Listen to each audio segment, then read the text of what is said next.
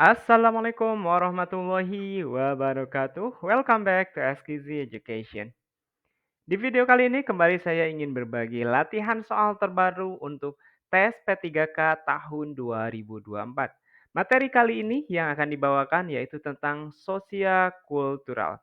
Nah, di video-video sebelumnya saya juga membahas materi manajerial dan yang lainnya silahkan dicari saja, di-search saja, dan di sini saya hanya menambahkan referensi latihan-latihan terbaru agar teman-teman sekalian lebih percaya diri ketika menghadapi tes yang sesungguhnya. Jadi biasanya untuk tes itu semakin kita banyak berlatih, semakin percaya diri kita meningkat gitu. Sehingga insya Allah semoga rekan-rekan semuanya bisa lulus menjadi seorang ASN P3K di tahun 2024. Oke, mari kita mulai. Nah, di sini ini juga pernah dibahas sebelumnya ya. Jadi untuk sosiokultural ini konten materi yang disajikan yaitu bertujuan untuk menilai pengetahuan dan sikap terkait pengalaman berinteraksi dengan masyarakat majemuk yang memiliki keberagaman dalam hal agama, suku, dan budaya. Perilaku, wawasan kebangsaan, etika, nilai-nilai, moral, emosi, dan prinsip yang harus dipenuhi setiap pemegang jabatan untuk memperoleh hasil kerja sesuai dengan peran, fungsi, dan jabatan dalam peran pemangku jabatan sebagai perekat bangsa yang memiliki kepekaan terhadap keberagaman, kemampuan berhubungan sosial, kepekaan terhadap pentingnya persatuan, dan empati. Jadi ini poin pentingnya nih. Jadi, kepekaan terhadap keberagaman, kemampuan berhubungan sosial, kepekaan terhadap pentingnya persatuan dan empati. Karena seorang ASN itu dia harus siap ditempatkan di manapun, sehingga kita harus memiliki kemampuan sosial yang tinggi, mampu beradaptasi dengan lingkungan, seperti itu. Itu tujuan sosial-kultural. Kasusnya sama sebetulnya dengan manajerial, tapi ini lebih ke konteksnya itu adalah tentang sosial, dan opsi jawaban itu A sampai D, yang mana setiap opsi itu memiliki bobot. Nah, yang tertinggi bobotnya adalah 4 poin, dan yang terendah adalah 1 poin. Jadi semua memiliki poin masing-masing. Oke, mari kita mulai latihan nomor 1. Dalam konteks globalisasi yang semakin meluas, dampak dari pertemuan budaya dapat menjadi kompleks dan bervariasi. Salah satu dari berikut ini bukanlah dampak negatif dari keberagaman budaya. Perhatikan dengan seksama, bukan dampak negatif dari keberagaman. A. Meningkatkan isolasionisme budaya di kalangan masyarakat lokal. B. Penurunan kelestarian warisan budaya tradisional. C. Munculnya konflik identitas dalam masyarakat multikultural. D. Perkembangan harmoni dan toleransi antar kelompok budaya yang berbeda. Nah, kira-kira mana nih jawaban yang tepat ya? Bukan dampak negatif dari keberagaman budaya. Oke, tentunya jawaban yang tepat adalah D ya. Nah, di sini ini bukan dampak negatifnya ini. Jadi ini kan dampak positif nih yang bagus nih. Adanya harmoni dan toleransi antar kelompok budaya yang berbeda. Kalau ini dampak negatif nih, peningkatan isolasionisme, penurunan kelestarian, muncul konflik identitas. Ini dampak-dampak negatif yang mungkin terjadi karena adanya pertemuan budaya yang berbeda. Nah, ini sekarang tren kan. Ya, tidak hanya lokal saja tapi internasional sekarang ya budaya banyak bermunculan masuk ke negara kita. 2, di sebuah sekolah internasional dengan keberagaman budaya, meningkatnya konflik interpersonal terjadi di antar siswa. Guru menduga kurangnya pemahaman terhadap budaya masing-masing siswa menjadi penyebab. Apa dampak negatif yang mungkin terjadi akibat kurangnya pemahaman terhadap keberagaman budaya? Ini dampak negatifnya nih, kalau kita kurang memahami keberagaman budaya nih. A. Peningkatan isolasi sosial di antara individu-individu. B. Penurunan empati terhadap latar belakang budaya yang berbeda. C. Meningkatnya konflik interpersonal akibat perbedaan nilai sosial. D. Menurunnya minat siswa dalam partisipasi kegiatan sekolah. Jadi kita lihat nih secara keseluruhannya ya. Jadi ini sekolahnya internasional dan guru memahami bahwa setiap siswa itu kurang memahami budaya masing-masing. Nah, dampak negatifnya kira-kira apa? Oke, jawaban yang paling tepat di antara semuanya adalah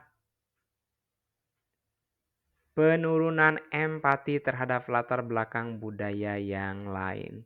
Jadi empati, kepedulian itu akan kurang kalau seandainya siswa tidak saling memahami latar belakang budaya. Makanya ini perlu ditekankan, diberi pengetahuan siswa kita tentang keberagaman kebudayaan khususnya di negara kita.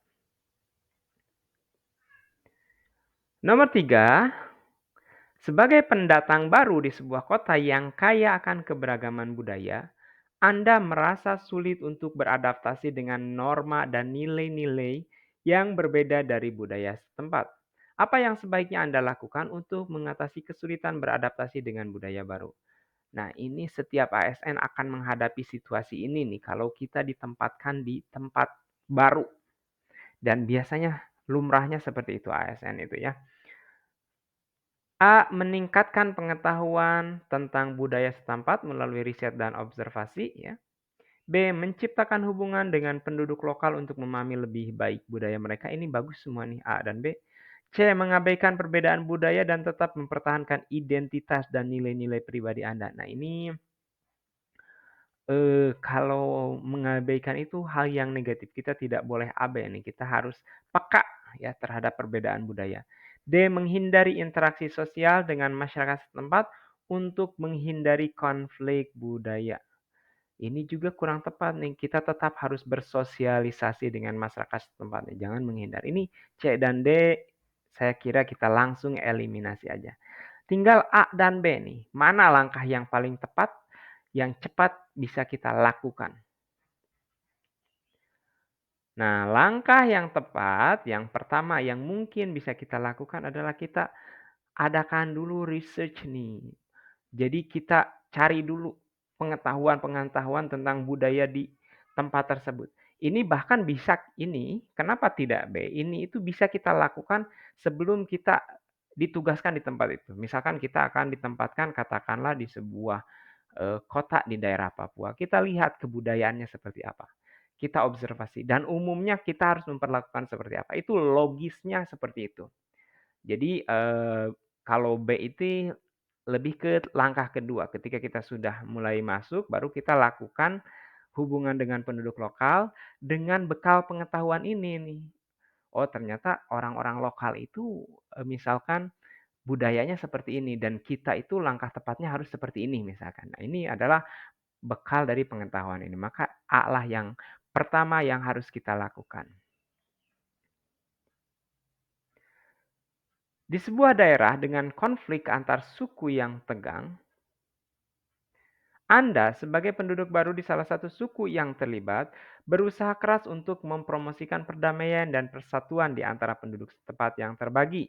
Apa langkah terbaik yang dapat Anda lakukan untuk mengatasi kesulitan dalam meyakinkan penduduk setempat tentang pentingnya persatuan di tengah konflik antar suku? Nah, ini ingat peran dan fungsi ASN ya. Perekat pemersatu bangsa. Jadi ketika kita ada di tengah masyarakat itu bukan memecah belah tapi menjadi perekat pemersatu ya. Nah, di sini kita itu berperan sebagai itu. Langkah apa yang harus kita lakukan yang paling tepat nih? A. Membangun jaringan sosial yang kuat dengan perwakilan dari setiap suku di masyarakat untuk memperluas dukungan untuk perdamaian. B. Meningkatkan pengetahuan dan pemahaman tentang sejarah dan budaya masing-masing suku yang terlibat dalam konflik. C. Menggunakan media sosial untuk memobilisasi pendapat publik dan memperkuat tekanan terhadap pemerintah daerah untuk menyelesaikan konflik.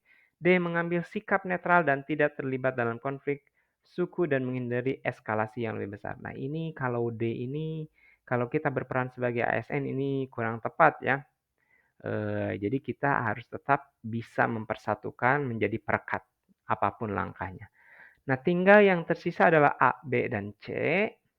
Nah, ini kalau menggunakan media sosial itu, biasanya orang itu memiliki interpretasi yang berbeda.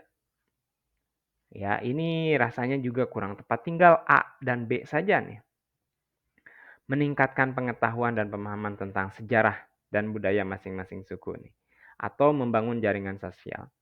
Nah, langkah yang tepat dalam situasi ini, karena kita adalah penduduk baru, adalah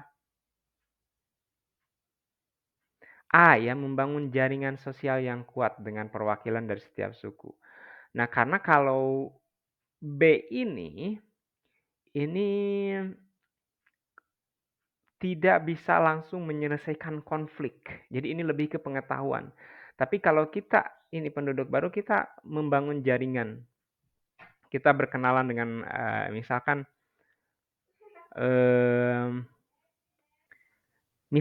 kita berkenalan dulu,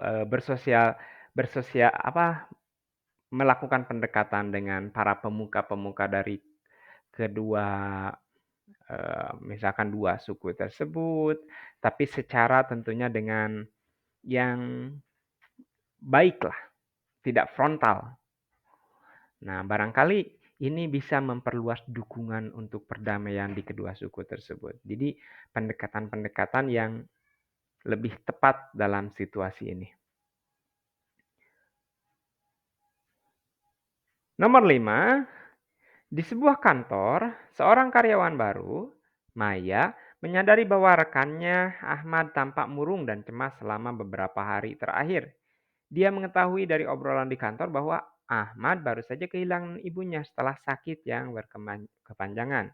Apa yang seharusnya dilakukan oleh Maya, karyawan baru tersebut, untuk menunjukkan sikap empati terhadap Ahmad? Ini mulai sikap empati ini. A. Mengabaikan perasaan Ahmad dan fokus pada pekerjaannya sendiri. Ini sudah jelas tidak tepat. Ini tidak ada rasa empati nih kalau seperti ini. Eliminasi. B. Membiarkan Ahmad sendiri dan menganggap bahwa dia akan baik-baik saja seiring waktu. Ini juga tidak ada rasa empati karena di sini tujuannya adalah sikap empati. Mendekati Ahmad secara pribadi, menunjukkan dukungan dan menawarkan bantuan atau mendengarkan dengan penuh perhatian. Bisa jadi berbicara tentang kematian dengan cara yang tidak sensitif untuk mencoba mengalihkan perhatian Ahmad dan dari kesedihannya. Ini rasanya jauh juga gitu ya. Ini kayaknya jawaban yang tepat sudah pasti C ya. Jadi kita menunjukkan sikap empati, memberikan dukungan, dorongan, bahkan bantuan bila perlu. Oke, untuk nomor 6 ini, di sebuah lingkungan masyarakat yang kaya akan keberagaman, seorang individu baru, Rina, menghadapi tantangan dalam berinteraksi dengan tetangga-tetangganya yang berasal dari berbagai latar belakang budaya. Ini bisa terjadi sama kita nih. Beberapa tetangganya merasa tidak nyaman dengan kehadiran Rina karena perbedaan budaya yang mencolok. Apa yang seharusnya dilakukan oleh Rina untuk menunjukkan kepekaan terhadap keberagaman dan lingkungan masyarakat tersebut? Ingat ya, kita itu berperan sebagai seorang ASN dalam setiap, kita memposisikan kita itu sebagai ASN. Langkah yang harus kita ambil itu adalah langkah seorang ASN gitu. Nah, untuk nomor 6 ini silakan teman-teman pilih jawaban yang paling tepatnya dan tulis di kolom komentar. Dan di video selanjutnya, apabila saya membahas tentang sosial kultural, saya akan bahas juga tentang jawaban ini. Oke, that's all. Semoga bermanfaat. Semangat terus. Semangat untuk menjadi seorang ASN. Wassalamualaikum warahmatullahi wabarakatuh.